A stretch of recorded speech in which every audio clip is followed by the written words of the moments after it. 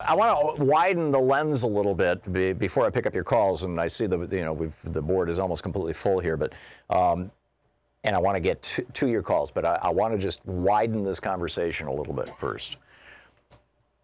We're talking about Howard Schultz, a guy who is a billionaire who could fund his own campaign, and the Supreme Court has ruled that if somebody funds their own campaign, they can put unlimited amounts of money into it.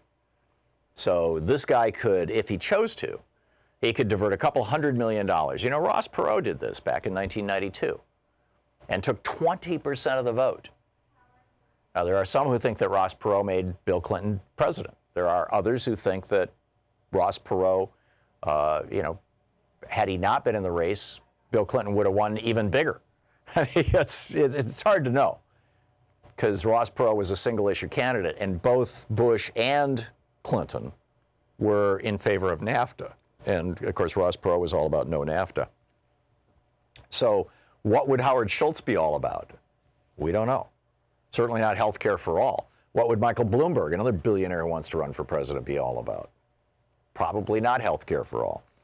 So in addition to this, now, this is like the conundrum, right? If you are running for president as a Democrat, or if you're supporting somebody who's running for president as a Democrat, the time is going to come when some really hard decisions have to be made. You've got the Koch brothers pouring hundreds of millions of dollars into the political system. You've got the polluting industries, the Exxon Mobils of the world, the Koch Industries of the world, pouring hundreds of millions of dollars into election campaigns. You've got the NRA funneling money from Russia into campaigns. It's just like there's all these sources of right-wing money. The gun industry, the coal industry, the fossil fuel industry, all these sources of right-wing money. And on the left, you've pretty much got the banksters.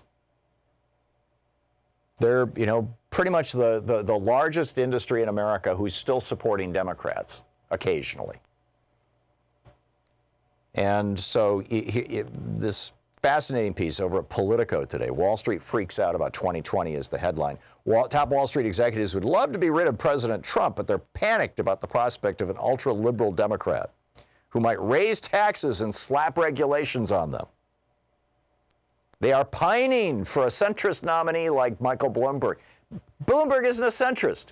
If he's not supportive of free college education and health care for all, those are the centrist positions. Those are the middle America positions. If he's not supporting those, he's a radical right-wing Democrat.